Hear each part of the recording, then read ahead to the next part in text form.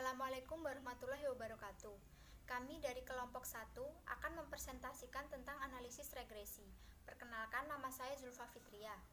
Mari kita ke materi pertama. Pada poin ke A, sejarah regresi. Istilah regresi untuk pertama kali dikemukakan oleh Sir Francis Galton pada tahun 1886.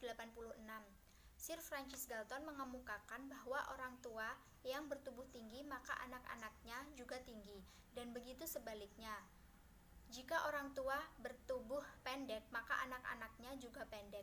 Bisa dikatakan orang tua yang bertubuh sangat pendek atau anak yang bertubuh sangat tinggi cenderung bergerak ke arah rata-rata tinggi populasi. Pada poin ke B, hubungan statistik fisis deterministik.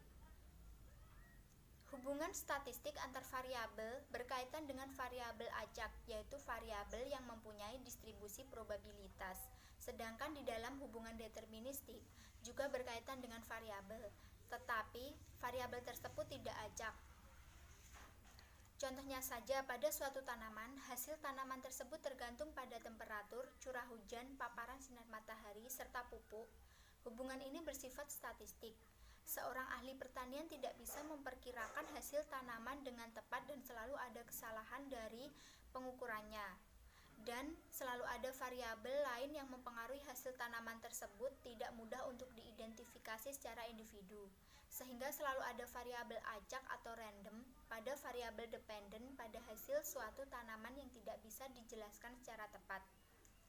Pada poin ke C, regresi fisis kausalitas atau hubungan sebab akibat.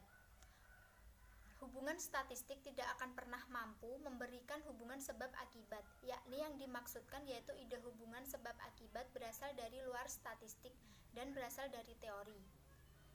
Sebagai contoh, kasus hasil suatu tanaman, statistik menganggap bahwa curah hujan tidak tergantung dari hasil suatu tanaman, tapi kenyataannya jika kita memperlakukan hasil pertanian tergantung dari curah hujan akan berkaitan dengan hal di luar pertimbangan statistik, sehingga hubungan antara hasil tanaman dengan curah hujan tidak bisa dibalik oleh karena kita tidak bisa mengendalikan curah hujan dengan membuat variasi suatu hasil tanaman. Jadi kesimpulannya, hubungan statistik semata tidak bisa secara logika untuk dianggap sebagai hubungan sebab akibat. Supaya kita bisa mengetahui hubungan sebab akibat, harus berdasarkan pertimbangan sebelumnya berdasarkan teori, yakni berdasarkan teori ekonomi, atau bisa dikatakan kita dapat menyatakan bahwa pengeluaran konsumsi Assalamualaikum warahmatullahi wabarakatuh. Saya Juana Kartika Sari akan melanjutkan tentang regresi versus korelasi. Analisis korelasi bertujuan untuk mengukur kekuatan asosiasi atau hubungan linear antara dua variabel. Besarnya koefisien korelasi mengukur kuatnya asosiasi linear. Misalnya kita ingin mengetahui koefisien korelasi antara merokok dan penyakit jantung, antara nilai ujian statistik dan ujian matematik. Selanjutnya adalah terminologi regresi. Analisis regresi mengestimasi hubungan antara variabel dependen dan variabel berbeda. Data seperti ini dikumpulkan secara reguler dengan waktu harian, mingguan, bulanan, kuartalan, dan tahunan.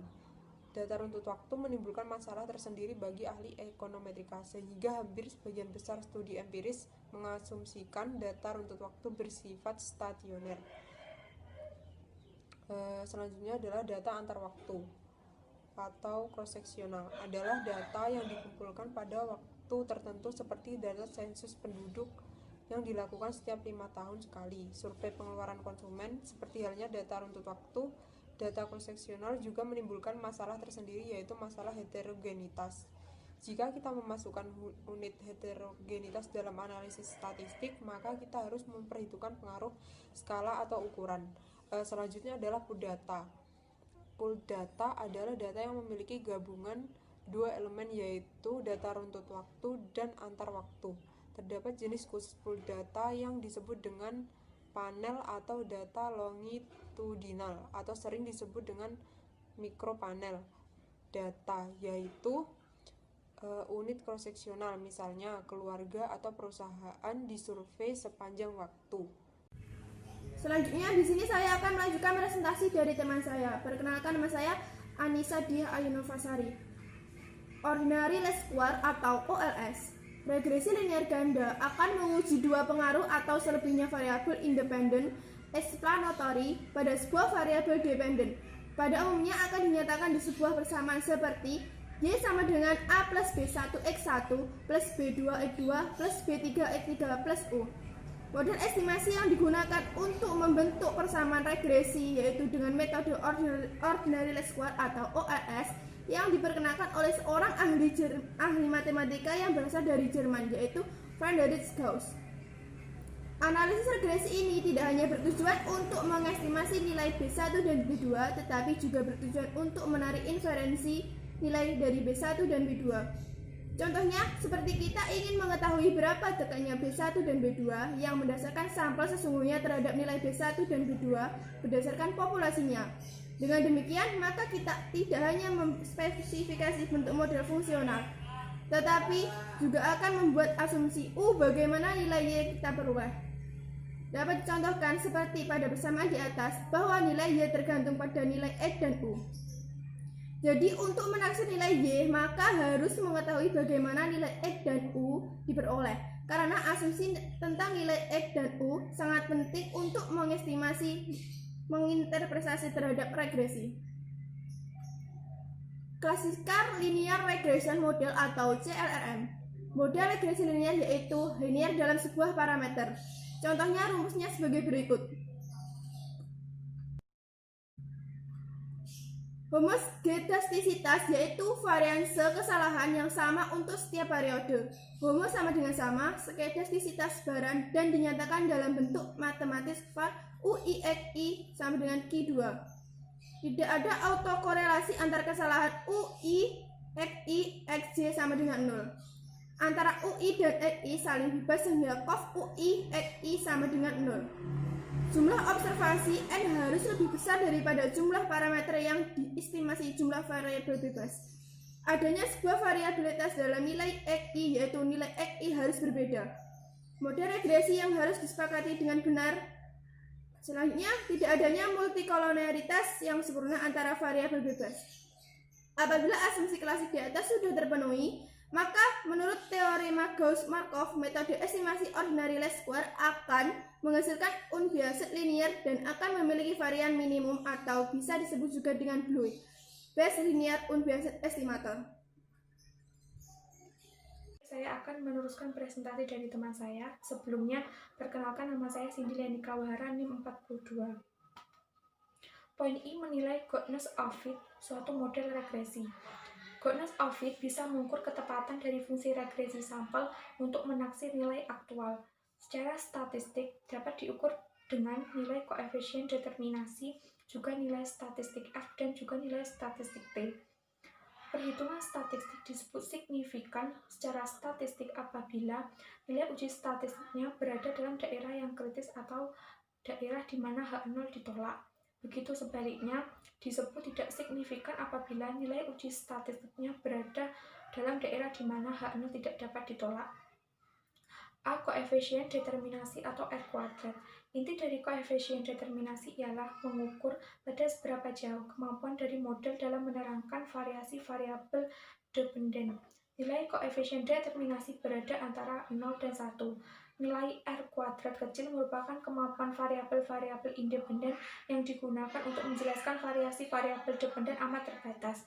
Nilai yang mendekati 1 berarti bahwa variabel independen yang akan memberikan hampir dari semua informasi yang dibutuhkan untuk memprediksi variasi variabel dependen. Koefisien determinasi untuk data silang atau cross-section relatif rendah dikarenakan adanya variasi yang besar antara masing-masing pengamatan, sedangkan data runtut waktu kebanyakan mempunyai nilai koefisien determinasi yang tinggi. B. Uji signifikan keseluruhan atau overall atau uji statistik F. Uji statistik F merupakan pengujian secara mendasar yang akan menunjukkan apakah semua variabel independen yang akan telah dimasukkan ke dalam model mempunyai pengaruh secara keseluruhan pada variabel independen. Pengujian ini disebut juga pengujian signifikansi keseluruhan terhadap garis regresi yang apabila ingin menguji apakah Y secara linear berhubungan dengan kedua X1 dan X2. Joint hipotesis dapat diuji menggunakan teknik ANOVA. Rumusnya adalah sebagai berikut. Dapat disimpulkan bahwa uji F statistik yang mengukur aplikasi secara menyeluruh dari garis regresi ini dapat juga digunakan dalam menguji signifikansi dari R kuadrat. Karena apabila R kuadrat sama dengan 0, maka F sama dengan 0. Semakin besar nilai pada R kuadrat, maka semakin besar nilai F. Namun jika R kuadrat sama dengan 1, maka F jadi tak terhingga. C. Uji signifikan parameter individual atau uji statistik T. Uji statistik T dasarnya menunjukkan seberapa jauh pengaruh dari satu variabel independen terhadap variabel dependen dengan beranggapan bahwa variabel independen lainnya konstan. Misal, jika akan menguji apakah variabel X1 berpengaruh terhadap Y dengan beranggapan bahwa variabel X lainnya konstan. Rumusnya adalah sebagai berikut. Sekian presentasi dari kelompok kami. Jika ada salah kata, kami mohon maaf. Wassalamualaikum warahmatullahi wabarakatuh.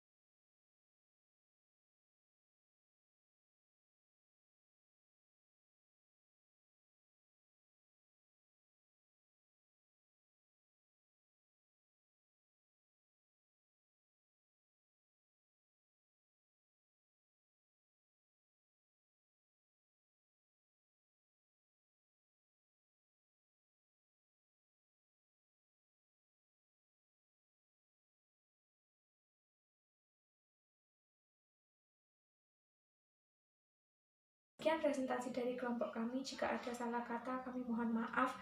Wassalamualaikum warahmatullahi wabarakatuh.